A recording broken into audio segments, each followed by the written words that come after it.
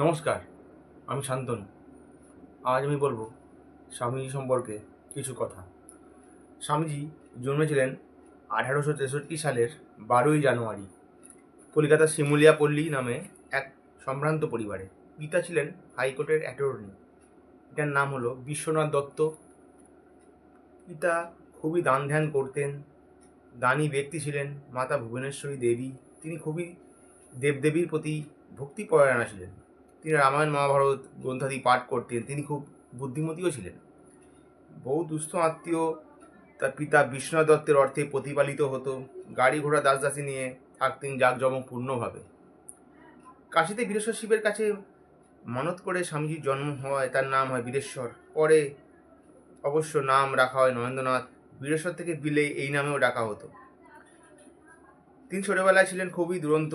যখন রেগে যেতেন ঘরে জিনিসপত্র ভেঙে চুরমার করে ফেলতেন। ভয় দেখিয়ে বা শাসন করে তাকে থামানো যেত না।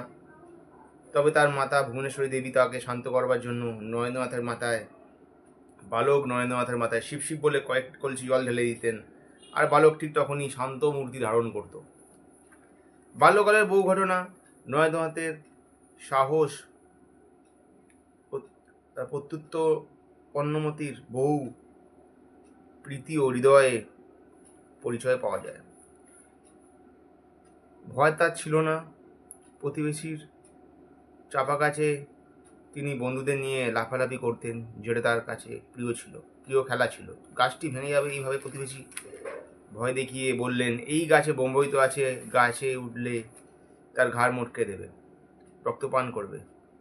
আর বন্ধুরা সহসা ভয় পেলেও তিনি ভয় পেলেন না।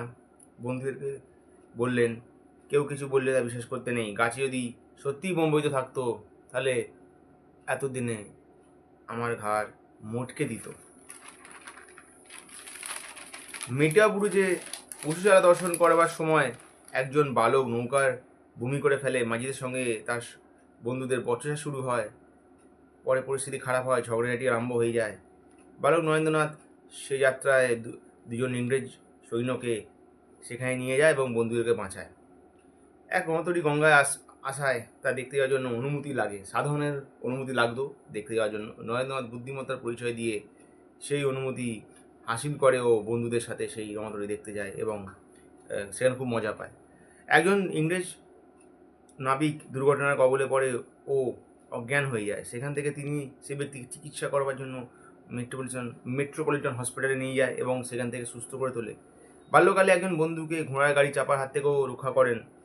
শিশুকাল থেকেই পরের দুঃখে কাতর, তার হৃদয়ে কাতর থাকতো। কেউ যদি কিছু চাইতো তাকে ফেরাতেন না, দিয়ে দিতেন। তিনি নেতা হয়ে জন্মেছিলেন।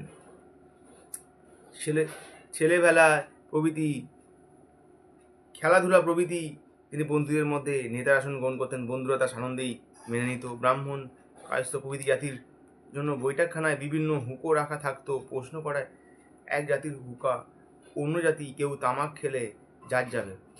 প্রশ্ন উত্তরে তিনি লুকিয়ে একদিন প্রত্যেকটি হুঁকায় পরপর টেনে পরীক্ষা করেছিলেন যা যায় কিনা এবং কীভাবে তা যায় সেটা। তিনি দৈব ক্ষমতা নিয়ে জন্মগ্রহণ করেন। তিনি ধ্যান করা খেলতে ভালোবাসতেন। একদিন ধ্যান করা খেলবার সময় সঙ্গীদের নিয়ে ধ্যান করেছেন। এমন সময় একটা সাপ সেখানে এসে পড়ে। বন্ধুরা পালিয়ে যায় এবং তাকে ডাকতে থাকে উচ্চস্বরে। কিন্তু তিনি সেদিকে কর্ণপাত করতে পারেননি, কারণ ধ্যানে এতই মগ্ন ছিলেন। কিন্তু সাপটা কিছু তার কোনো ক্ষতি করেনি, সে পাশ দিয়ে চলে যায়। 6 বছর বয়সে গৃহশিক্ষকের নিকট তার পাঠ শুরু হয়ে যায়। 7 বছর বয়সে তিনি মেট্রোপলিটন স্কুলে ভর্তি হন। তীক্ষ্ণ মেধা ও বহুমুখী প্রতিভা ছিল তার। এক আত্মীয় তাকে পিতৃপুরুষের নাম, দেবদেবীর স্তোত্র ও এইসব ব্যাকরণের কতগুলো সূত্র তাকে শেখাতেন। অসামান্য শ্রুতিধরের মতো স্মৃতিশক্তি হওয়ায় শুধু শুধু শুধু শুনেই তা এগুলো আয়ত্ত করে নিতেন। এফএ পরীক্ষার সময় ন্যায়শাস্ত্রী যত রকম ইংরেজি বই সব আয়ত্ত করেছিলেন। বিএ পরীক্ষায় ইংল্যান্ড ও ইউরোপের অন্যান্য প্রাচীন ও বর্তমান ইতিহাস এবং ইংরেজি দর্শনগুলো তিনি সবই পড়া শেষ করেছিলেন, সব পড়ে ফেলেছিলেন। তাছাড়া বিজ্ঞান বিষয়ক গ্রন্থও তিনি ছাত্র জীবনে পড়েছিলেন। গ্রন্থপাঠের অভ্যাস তার বরাবরই ছিল। 1881 সালে এফএ পাস করেন। 1884 সালে বিএ পাস করেন। 1881 নভেম্বরে নরেন্দ্রনাথ শ্রী ঠাকুরকে প্রথম দর্শন করে। শিমুলিয়াপল্লীতে নরেন্দ্রনাথ শ্রীরামকৃষ্ণদেবের ভক্ত শ্রী সুরেন্দ্রনাথ মিত্র বাস করত। শ্রী সুরেন্দ্রনাথ মিত্র ছিল তার প্রতিবেশী, তিনি তার বাড়ির পাশেই বাস করতেন। তিনি ছিলেন শ্রীরামকৃষ্ণদেবের ভক্ত। সেখানে শ্রীরামকৃষ্ণদেবের আগমন উপলক্ষে গান গাওয়ার জন্য সুকণ্ঠ সুগায়ক নরেন্দ্রনাথকে নিমন্ত্রিত হন বা আহ্বান করা হয়। এই প্রথম দর্শনে শ্রীরামকৃষ্ণ নরেন্দ্রনাথের বিশেষ দৃষ্টি আকর্ষণ লাভ করেন।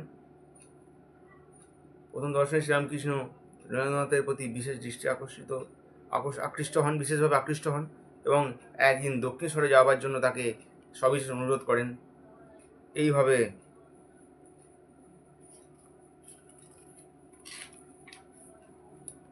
এছাড়া উপযুক্ত শিষ্যকে দেখে গুরু হৃদয়ে আনন্দ জাগা স্বাভাবিক। নরেন্দ্রনাথকে দেখে তিনি বলেছিলেন যে আধ্যাত্মিক জগতের উচ্চ সত্যগুলো ধারণ করার মতো যোগ্যতা তার আছে। প্রায় 1 মাস ধরে নরেন্দ্রনাথ শ্রীরামকৃষ্ণের কথা শুনে আচরণ থেকে স্তম্ভিত হলেন বিভিন্ন ক্ষেত্রে, এবং কাকে দেখতে এসেছি, এ তো একবারে উন্মাদ, না হলে বিশ্বনাথ দত্তের পুত্র আমি আমাকে এইসব কথা বলে। কিন্তু তিনি বললেন, মনে মনে ভাবলেন, উন্মাদ হলেও এই ব্যক্তি মহাপবিত্র মহাত্যাগী, এই জন্যই মানব হৃদয়ের শ্রদ্ধা পূজা ও সম্মান পাইবার অধিকারী। প্রায় 1 মাস পর হেঁটে নরেন্দ্রনাথ দ্বিতীয়বার দক্ষিণেশ্বরে শ্রীরামকৃষ্ণের কাছে উপস্থিত হলেন এবং যোগ্য আধার জানিয়া শ্রীরামকৃষ্ণদেব সেদিন অসীম শক্তিময় স্পর্শতে নরেন্দ্রনাথকে একেবারে চরম আধ্যাত্মিক অনুভূতির অধিকারী করতে চেয়েছিলেন এবং দারুণ, এবং এর ফলে বোঝা যাচ্ছে যে খালি চোখে দেখতে লাগলেন যে ঘরের দেওয়াল জিনিসপত্র। নরেন্দ্রনাথ দেখলেন যে শ্রীরামকৃষ্ণকে স্পর্শ করার মধ্যে এক অদ্ভুত পরিবর্তন ঘটলো। খালি চোখে দেখলেন যে ঘরের দেওয়াল জিনিসপত্র চারিদিকে গাছপালা সব বিশ্বের বেগে ঘুরতে ঘুরতে কোনো এক সর্বকাশী মহাশূন্য একাকার হয়ে ছুটেছে। তা নিজের আমি বোধ ও বাদনহারা হয়ে সেই সঙ্গে ছুটতে লেগেছে। এই সঙ্গে মহাশূন্য লুপ্ত হওয়া নয়, মহাপূর্ণতার সঙ্গে মিশে এক হয়ে যাওয়া। নরেন্দ্রনাথ তখন বুঝতে পারলেন না পেরে একে ভুল বলে মৃত্যু ভেবে ভাবলেন এবং বললেন, ওগো তুমি আমারে কি করলে, আমার যে বাপ মা আছে। শ্রীরামকৃষ্ণদেব এ শুনে খলখল করে হেসে উঠলেন এবং বললেন, তবে থাক, একবারে কাজ নেই, কালে হবে। এই বলে তার বুকে হাত বুলিয়ে দিলেন। তৎক্ষণাৎ প্রকৃতিস্থ হয়ে মানে আবার সংজ্ঞা লাভ করে সাধারণ হয়ে ন্যাচারাল হয়ে নরেন্দ্রনাথ ঘরের ভেতরে ও বাইরে সব জিনিস আগের মতো দেখতে লাগলো।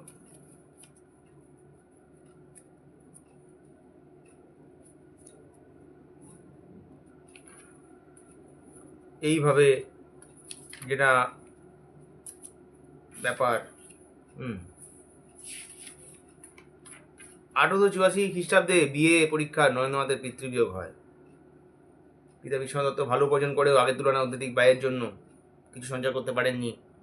উপরন্তু প্রচুর ঋণ রেখে গেছিলেন। নরেন্দ্রনাথ জ্যেষ্ঠ পুত্র বড় বলে সংসার চালানোর দায়িত্ব তার ঘাটেই আছে, তার কাঁধেই তুলে দিতে হলো। নিজের কাঁধে তুলে নিলেন। এই সময় তার শরীর ও মনের প্রতি প্রচণ্ড দুর্যোগ বয়ে যাচ্ছে। সংসারে 5-7 জন লোক, অথচ সংসার কীভাবে চলবে তার কোনো সংস্থান নেই। দুঃখ কষ্ট, আর্থিক অনটন, প্রলোভন, লোকের অবিশ্বাস প্রভৃতির আঘাত চারিদিক থেকে তাকে চূর্ণ করতে উদ্যত হয়েছে, চূর্ণ করে ফেলতে চাইছে। নিজের অন্তরে নাস্তিক বুদ্ধি বারবার ভীষণ আঘাত হানছে। নাস্তিক্য বুদ্ধি দেখা যায় যে সেই সময় দারুণ সমাজে নির্ভোগ ও দুর্দমনীয় বীর সত্যান্বের দৃষ্টিলক্ষ্যে স্থির রেখে অটল পদক্ষেপে এগিয়ে চলছেন। দ্বিধা হয়ে বাধা হতেছে ভিন্ন পিছিয়ে পড়ে থাকা চরণ চিহ্ন। তিনি বলছেন, সেই সময় আস্তিকতার ভাব জাগলেই তার জীবনে ইতিমধ্যে যেসব অদ্ভুত অনুভূতি লাভ হয়েছিল, ঈশ্বর নিশ্চয়ই আছেন এবং তাহা লাভ করার পথও নেই। তিনি মাঝে মাঝে ভাবতেন, স্মৃতি উজ্জ্বল হয়ে উঠত, তিনি ভাবতেন ঈশ্বর নিশ্চয়ই আছেন এবং তার লাভ করার পথও আছে। দুঃখ কষ্ট জীবনে যতই আসুক না কেন, সেই পথ খুঁজে বার করতে হবে।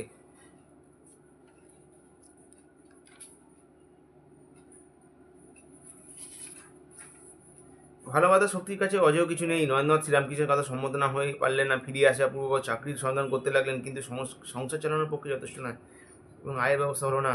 তখন মা ভাইদের খাওয়া পড়ার কষ্ট সহ্য করতে না পেরে নিজের চেষ্টা তাহার কোনো প্রতিকার করতে পারছেন না। একদিন দক্ষিণেশ্বরে যে শ্রীরামকৃষ্ণকে অনুরোধ করলেন যে তাহার মা ও ভাইদের অন্ন কষ্ট দূর করে দেওয়ার জন্য মা কালীকে বলতে হবে। বারবার অনুরোধের পর শ্রীরামকৃষ্ণ বললেন, আচ্ছা, আজ মঙ্গলবার, আমি বলছি, আজ রাতে কালী ঘরে গিয়ে মাকে প্রণাম কর, তুই যাই চাবি তাই পাবি, তাই দেবেন। সন্ধ্যার পর কি মায়ের চিন্তা তন্ময় নরেন্দ্রনাথ মন্দিরে গিয়ে সত্যি সত্যি চিন্ময় জীবন্ত মাকে দেখতে পেলেন, আর কোনো কথা মনে রাখলো না। ভক্তিপ্রেমে বিহ্বল হয়ে বরাবর মায়ের চরণে প্রণাম করে প্রার্থনা করে বললেন, মা বিবেক দাও, বৈরাগ্য দাও, জ্ঞান দাও, ভক্তি দাও, যাতে তোমার আওয়াজ দর্শন নৃত্য লাভ করতে পারি, এরূপ করে দাও।